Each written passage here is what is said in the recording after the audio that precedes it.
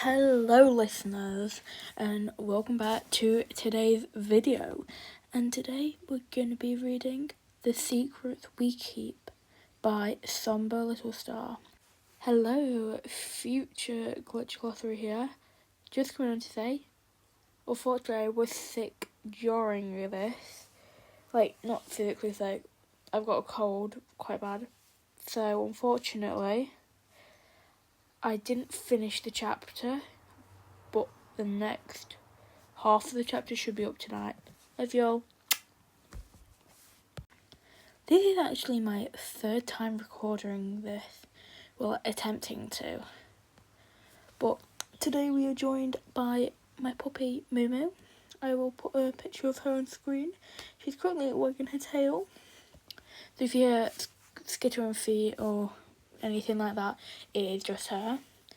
But yeah, this fic has 2 chapters with nearly 20,000 words, and it is completed.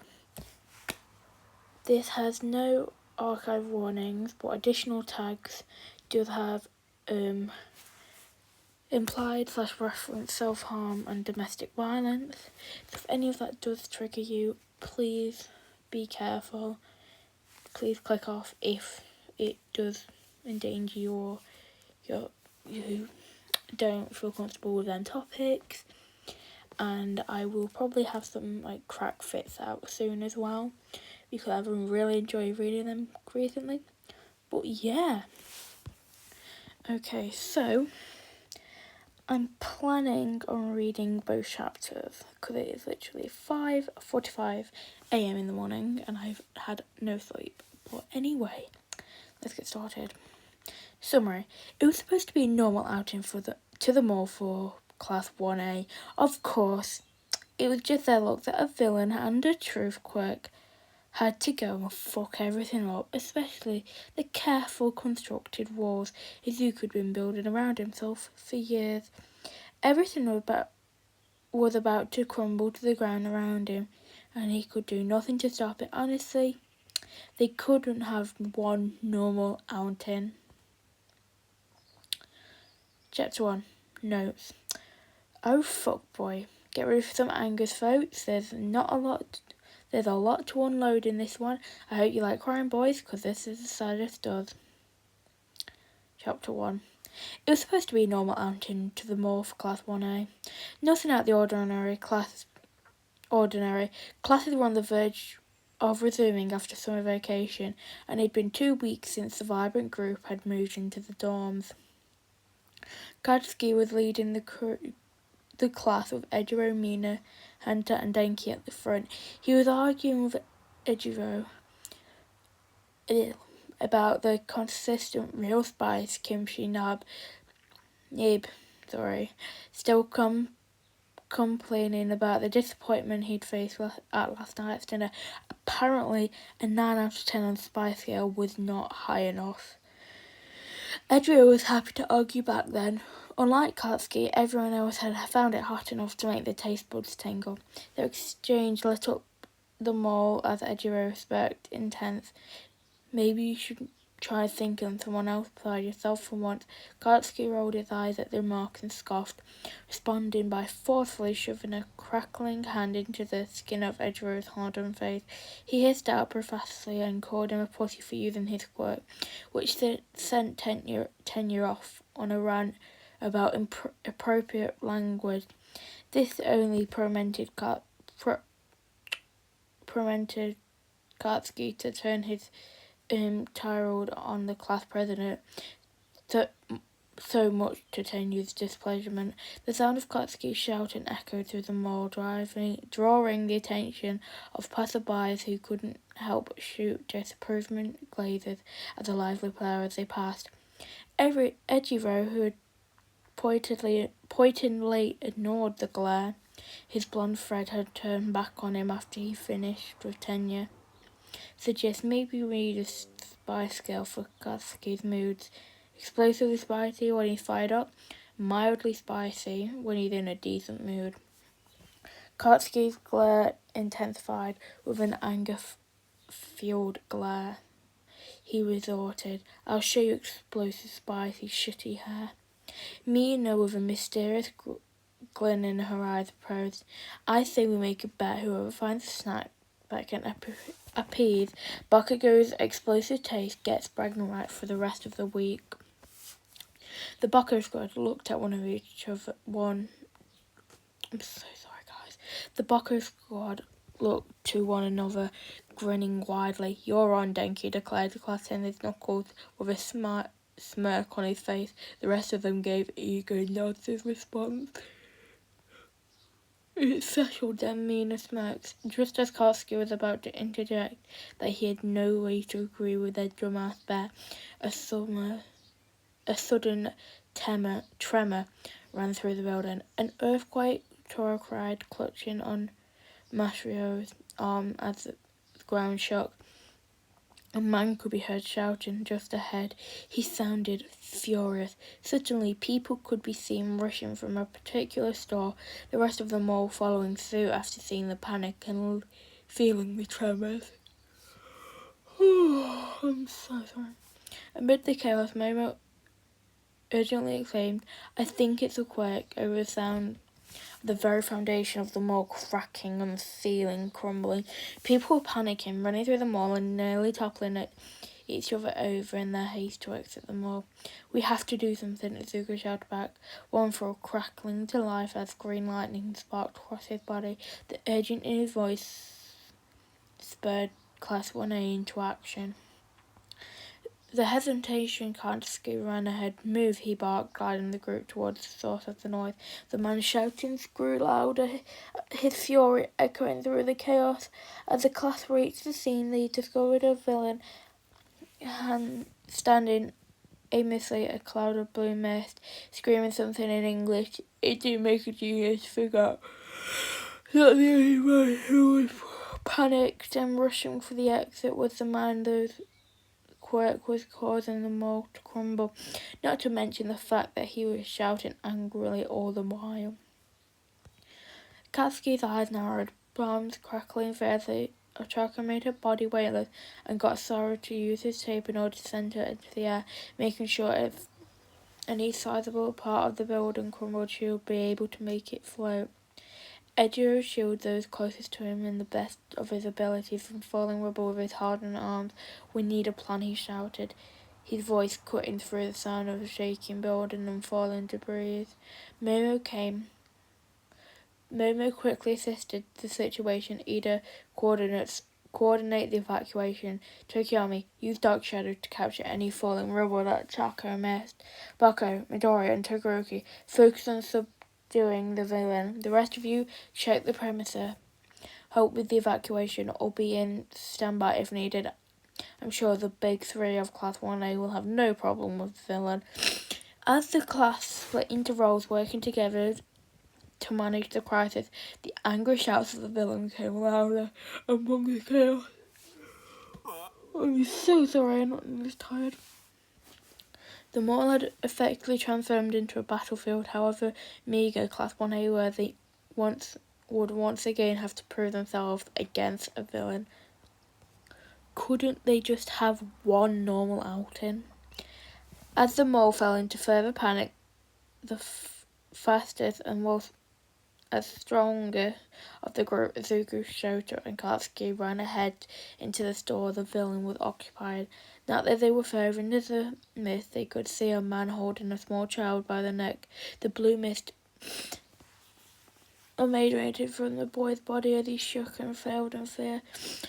Anger flared in Izuku's chest as he lunged forward with incredible speed, aiming to knock the villain off balance. Shoto rushed in there, using both sides of his body to create a wall of stream amidst the mist to further obscure the villain's vision. Katsuki, with explosions popping in the palms of his hands, prepared to unleash his quirk on the man. What the fuck do you think you're doing, you shit-stained kid? Kids, stay out of this, the villain fumed. In Japanese, the trio ignored him as they began to synchronize their attacks. They engaged the villain as he screamed, preferring in English at the but the man's words were easily tuned out. Izuku aimed for the child, intending to rescue him from the villain's grasp, while Shota and Katsuki focused in incapacitating the larger man. The sound of explosion and flame echoed through the store, each member of the group locked in an intense fight. Izuku managed to grab a hold of the child and Sue's tongue shut out, wrapping around the boy whose skin was flickering in the eerie blue mist as she brought him to safety and away from the ongoing battle. "You have no right, and you don't even know what's going on here. And you come in quite fucking blazing." The villain raged, and the mole trembled more violently from the battle, but no matter the situation, the demonstration of the three powerhouses of Class 1A was a force to reckon with. "We may not understand the situation, but we know you attacked a defenseless child. Not to mention you bring the entire building down in the process." Izuku sneered as the trio continued their assault. The villain was beginning to get overwhelmed by the effort of Izuku, Shota, and Katsuki, and found himself on the defense. The wall of blue mist that filled the space from the boy's quirk, along with Shoto's steam, created a turbulent atmosphere and obscured the trio's movement. Katsuki's explosions erupted like fireworks, adding to the wreckage of power. With the child now safe to Sue's care and Sue herself nowhere to be seen, Izuku was free to focus his full attention on the villain. "Smash!" he bellowed as he sent a devastating kick to the villain's midstation, disassociating the man as he faltered a step and let out a gasp. With that, the tremors died down momentarily until the fight raged on. The man was swinging his fist wildly. Izuku kicked his leg from under him as he sent a particularly sloppy punch in his direction. The man stumbled and fell to the ground as Shota prepared to attack. "Izuku," he called. The green-haired boy caught the message immediately and moved out of the way, allowing Shoto to send a cascade of eyes, affecting and caging the man. With a thunderous explosion, Katsuki was easily incapacitated the villain, leaving him sprawled out on the ground surrounded by remnants of Shoto's quirk. The trio sighed as they realized the man had been effectively knocked out and everyone in Class 1A regrouped. "Is everyone okay?" Izuku asked as he checked everyone over with his eyes. A few people nodded or spoke their agreement, but Sue was still tending to the frightened child. Izuku made his way over to the boy, crouching in front of him while the rest of the class watched the villain in case he woke up. "Are you feeling okay? What's your name?" Izuku asked softly from his kneeled position. The boy looked at him, wiping tears from his face. I'm okay. And my name is I'm so sorry, no, I said that wrong." Izuku nodded and Sue placed a hand on Izum's shoulder. The boy flinched and made no move to get away. "Alright, I'm sure help is on the way." Izuku gave him a beaming smile. Tried to ease the tension. "Do you know that man?" Izuku looking down at the boy. Everyone nodded and both their eyes turned sad when he said in a voice barely above a whisper, He's my father." Izuku brought his hand down to the child's face and gently brushed his tears away with his thumb. Aram looked at him with wild, confused eyes, and like he'd never in a million years expected such a small, kind act and disrespect towards him, as simple as it was. Disrespect. Oh my gosh, it's so sad. Such a small, kind action to be directed towards him, as simple as it was. "Had he done anything like this to you before?" Izuku asked, relieved when the boy shook his head. No, not to me, but my mum," Aran murmured, blue hair falling into his eyes. "He always finds a reason to hurt Mummy." And just like that, the tears were back. He began to sob quietly as Izuku nodded his head solemnly. I know the feeling. My dad used to hit my mum too, Izuku admitted, before his eyes widened as the rest of Class 1, as did the rest of Class 1 eyes. He slapped a hand over his mouth, unable to believe he just said that. The class stared at him in shock. He turned to them, mouth hanging open slightly. I didn't mean to say that. I don't know why It's my quirk, Aaron muttered in a small voice, as the class focused their attention on the boy once more. I'm sorry, it's my quirk. It makes people tell the truth, even if they don't want to. The boy's body began to tremble slightly. You would just help me, and I use my quirk on you. I'm sorry. I'm so sorry. The boy sobbed as he brought his hand up to shield his face. Izuku shook his head frankly. Hey, no, it's okay, Aaron. It really is. We know it's not your fault. Please, don't think we're mad at you. None of us are. It was a mistake. We won't fault you for something you can't control. Izuku murmured reassuringly. He wanted to take the boy in his arms and give him a comfort, but he barely knew the boy, let alone whether he was okay with physical contact. Aaron peeked up at him through his head. Okay, he whispered.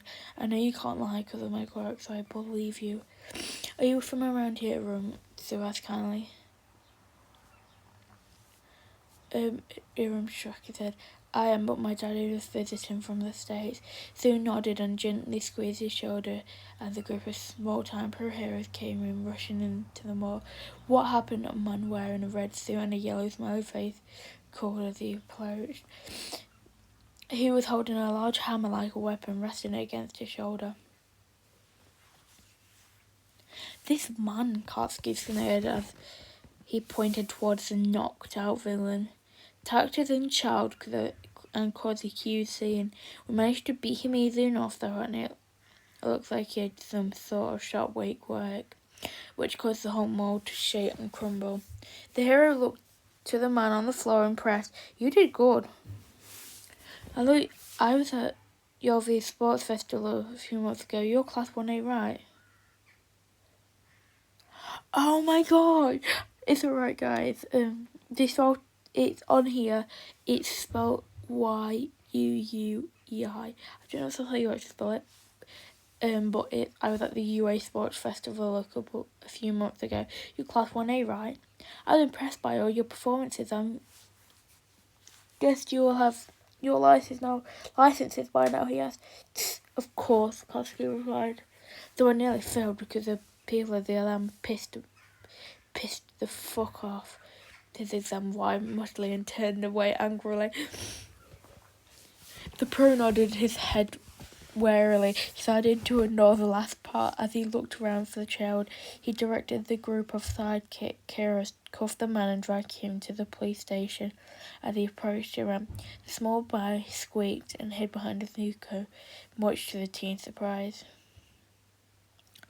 My name is Smiling Man, the pro hero said softly as he leaned down to meet the boy's eyes. It's okay, kid. I'm a hero. He smiled gently. He'll help you, Izuku added, also smiling down to the boy when he looked up at him with large, curious eyes. Around seemed to debate whether or not he should stop hiding behind Izuku's legs. But eventually he stepped around Izuku to look up at the smiling man gently. That's it, kid. You're going to be alright now, he assured as he reached out to take the boy's hand. Aaron looked up at Izuku and as the teen nodded his head, the boy rubbed at his face once more before taking Smiley Man's hand and following the hero to the exit, where he presumed he would meet some police officers. Thank God that was over with. Either Deku might get hurt again, Ochaka said before she gasped and looked at Izuku apology. I didn't mean to say that, she muttered sheepishly as she rubbed the back of her neck. It's fine, Izuku assured as he frowned. I don't get hurt that often though, Uraraka, he added. There was a chorus of, yes you do, but Izuku brushed them off, knowing they couldn't help it. God, please tell me this quirk in less than an hour or something. Donkey moaned. I don't think I would be able to handle it if it was any longer. I'm sure you're aware of soon coming alright, Tenyo assured, his voice carrying a tone of confidence. They all nodded nervously, hoping that was the case. It will last at least a day, a week at most, shouted Gerald from his spot at the front of the class, causing everyone to burst into a catastrophe. Yeah, I'm so sorry. I'm going to give up. Of noisy chatter. He just finished explaining how the quirk worked, how it forces you to tell the truth, even if you don't want to, especially when asked direct questions. The class was quite unsettled with the whole auntie.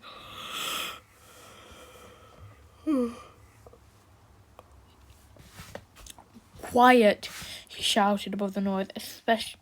Everyone went quiet, tension hanging heavy in the air. It was until Karski broke the tense that was fair. A week at most, he echoed, sending a glare 10 years away. I'm sure you're aware I've seen enough my ass, you four-eyed fuck, he hissed. Tenya opened his mouth to begin lecturing Karski about not only should he be more mindful of his language, but also that this was no way his fault to begin with. That's enough, Buckaroo shouted, scolded before Tenya could begin his rant. That was no one's fault. You're young heroes in training. I expect you to act as such, he grumbled. With that being said, I would like to lay down some ground rules in the time it takes this quirk's effect to wear off. The class was silent as they waited for him to continue. First of all, the class is starting back up together. None of you will leave the dorms unless it is during the school day, and you'll go straight to each class. No dawdling in between. You are not to leave the school grounds for any reason. If you found outside the gates at any point until this quirk wears off, you will be expelled immediately.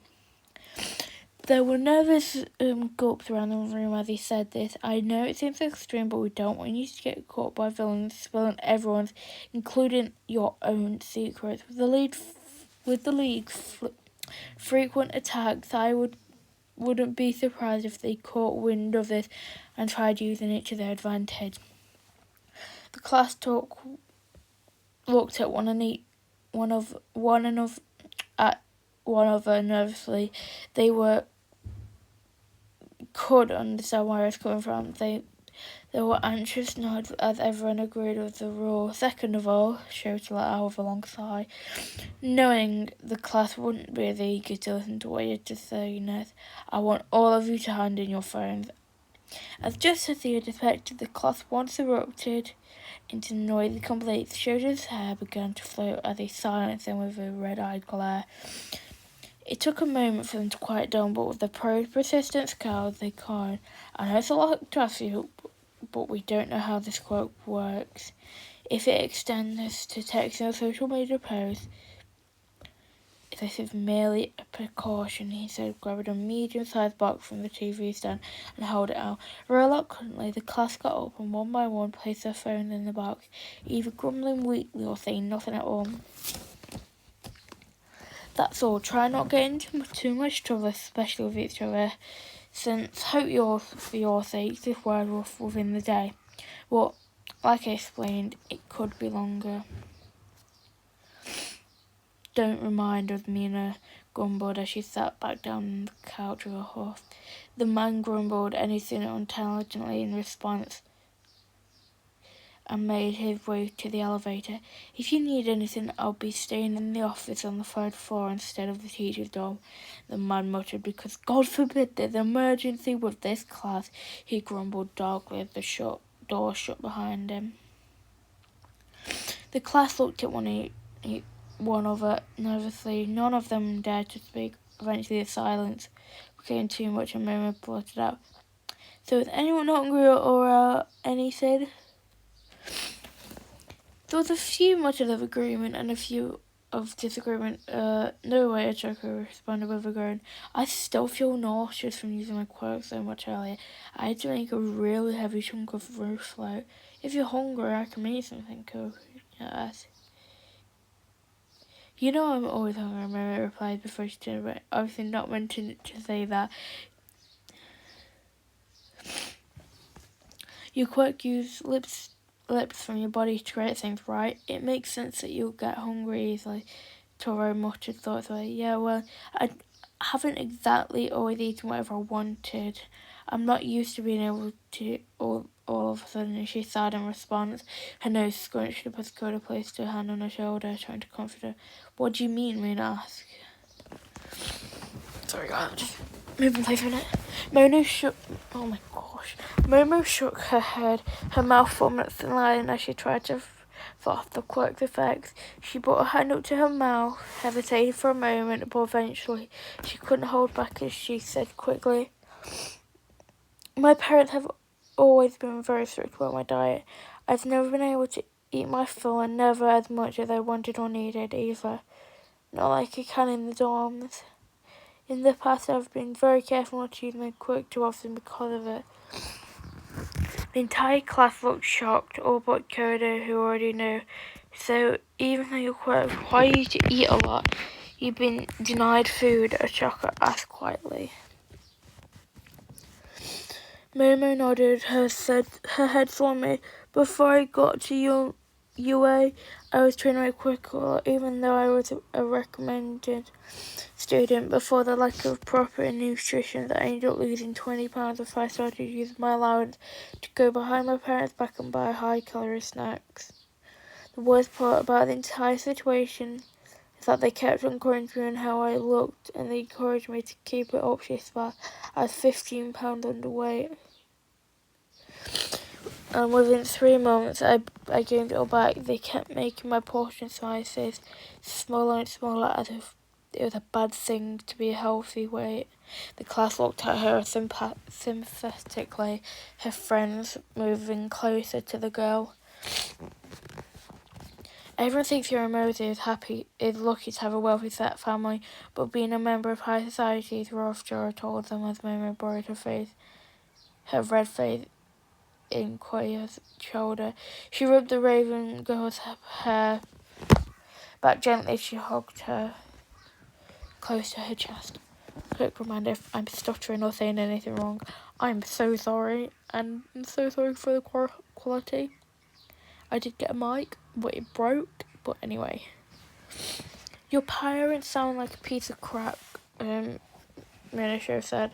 He immediately began waving his arms around, not meaning to say that. Sorry, it slipped out.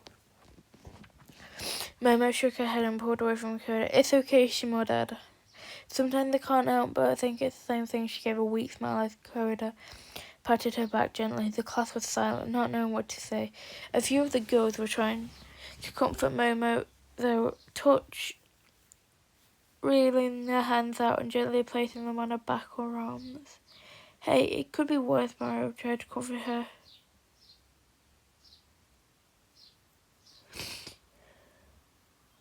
I'm so sorry. I just had a complete blackout moment. Hey, it could be worse. Mina tried to comfort her, shocking everyone with his attempt at counseling the girl. At least your parents to be each other. He mumbled at everyone turned to him. Denki. Mario.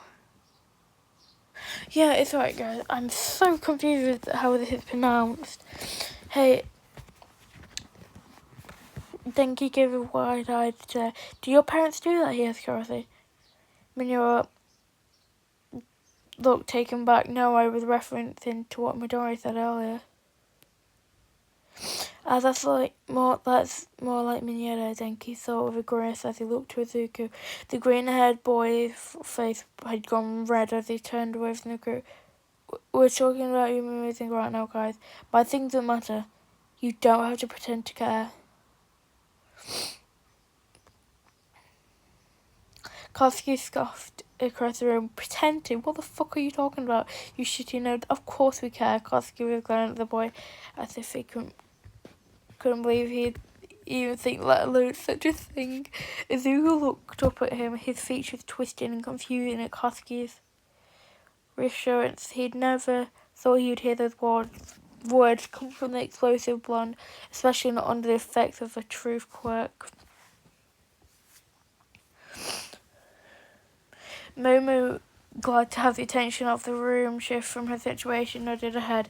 Yeah, Midoriya, why wouldn't we care? She asked suddenly. She felt kind of bad for egging the conversation to keep the attention off of her, but she couldn't stand talking about it any longer, especially considering it wasn't her own violation to begin with. Izuku's eyes fell to the floor. The more pressing question is, why would you? He asked, a bitter laugh escaping him. The class looked confused, not having realised Izuku had thought so little of himself. Deku, what a silly thing to say. Of course we care about you, even Bakugo does, which I'm kind of shocked about. To be honest, that's beside the point. You're strong, kind and sweet, not to mention Eden and my best friend, she asserted, looking a little lost by Izuku. A line of thinking.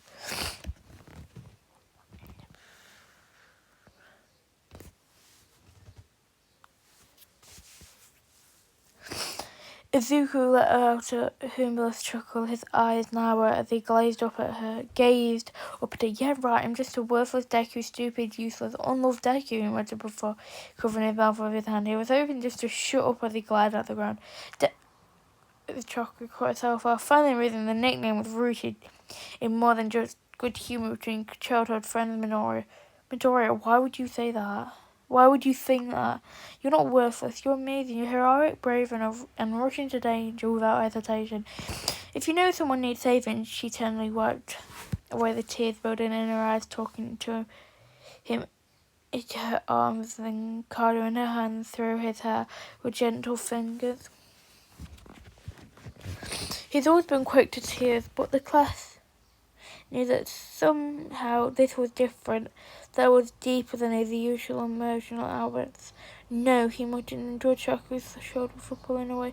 I'd never had a friend until coming to UA, not one, until someone amazing, but no, not one.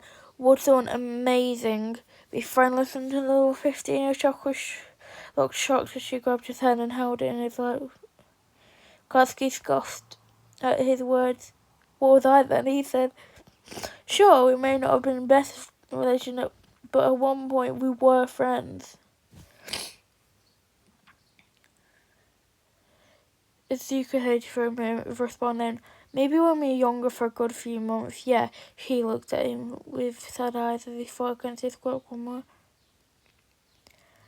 But of course it was a battle he knew he couldn't win. But do friends tell each other to kill themselves, Katsuki? Izuku answered critically as he attempted to fight off the quirk. The class gasped and turned to Katsuki, who, the wide-eyed girl, had fallen to the floor. He curled in on himself slightly, looking like he wanted to be anywhere but there.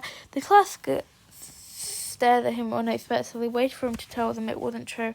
I apologise for that, he said in a small voice. Yeah, you apologised for a lot of things, Katsuki. That doesn't mean we were even friends in the past. The age of 4 doesn't automatically get rid of 10 years worth of bullying and physical abuse, Izuku said. A small voice as his gaze fell to the ground as well. Physical abuse. Izuku, what are you talking about? Shoto asked angrily as he stood. Immediately, the room dropped a few degrees and everyone began to shiver from the cold temperature. It's nothing, Izuku replied weakly. Sorry, I got really runny nose. It's nothing, Izuku replied weakly. Tears teary gaze listening to meet Shoto's. Immediately he flinched back to look at the pure Indonesian and rage twisted in the boy's features. It's not nothing, Izuku. What did he do to you? Shoto said, turning his anger gaze to Katsuki. You already said he told you to kill yourself, and that he physically abused you. Do you honestly think that's nothing? He asked in a low, dangerous tone. Things are different, Akio Todoroki. We're working through it, I promise. He apologized and I forgive him, Izuku reassured, beginning to panic for Katsuki's sake. I don't care, he used to treat you like shit, Izuku. Even at the beginning of the year. I can't believe I ever thought it was just a stupid rivalry when it was so much more than that. He wasn't your childhood friend or your rival, or anything even close to that. He was your bully. He turned back to Izuku, looking at him with desperate eyes. What did he do to you, Izuku? Did he ever use his quirk on you, he asked.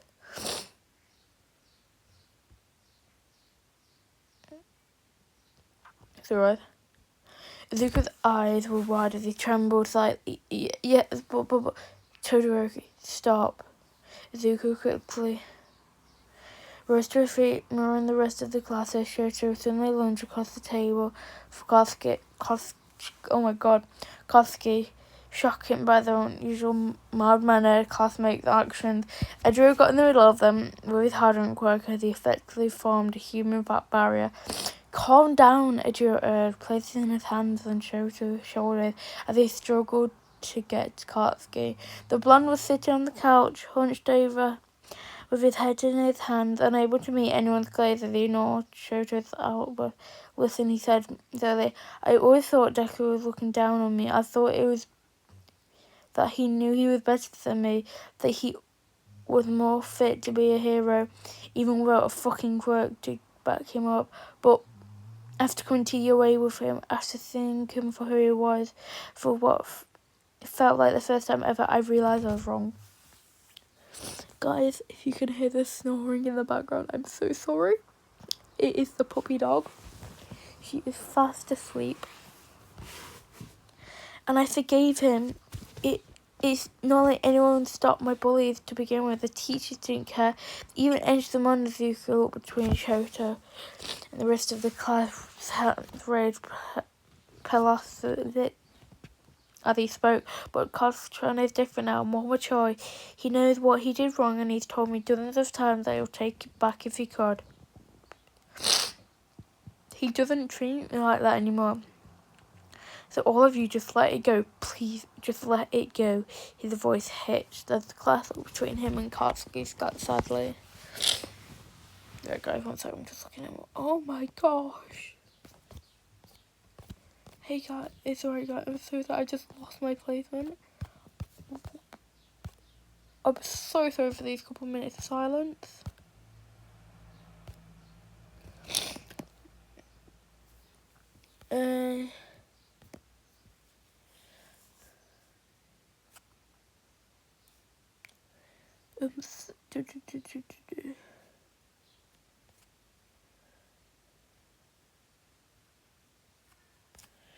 Oh, what?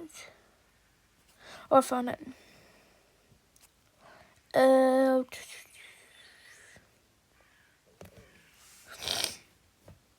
Zuru took a moment to compose himself. The class silent as he shut his eyes and wiped his tears violently. After a few seconds of breathing deeply, he plastered on the shaky smile and turned to Katsuki. The boy refused to meet his gaze. Just for the record, Katjan, I never looked down on you. I always thought you were amazing, though you weren't someone to strive to become. I just wanted to follow in your footsteps as hard as your path had been to follow. Shoto seemed to have calmed down slightly, but he still looked ready to murder the blonde. He opened his mouth to argue, however, before he could get a word out. Yoga, I don't know who that is, beat him to the punch. What did Bakugo mean? without a quirk to back him up, he asked, twirling a strand of his blonde hair around his finger as he spoke. After all, Emma, we've seen Izuku's quirk. Were you perhaps referring to when he was younger? Was he a late bloomer or something similar? He inquired curiously. Izuku's eyes hardened and the letter was strangled sound. Late bloomer, no, he stopped himself, covering his mouth with his hand. The class stared at him as he tried to keep himself silent, but eventually even more of a strain with holding his arm up became too much, which was odd considering the effect of the quirk. I was nothing more than a useless decorating carrot until I gained a quirk of 15, who much of them winced. So sorry for leaving it there, guys. The other bit I recorded was absolutely useless because you could barely hear me. So I will be re-recording that. But anyway, sorry for that little cliffhanger. But love y'all. So make sure to go and leave kudos on the original post if you can. But yes, thank you so much for watching it. Love y'all. See you in the part 2.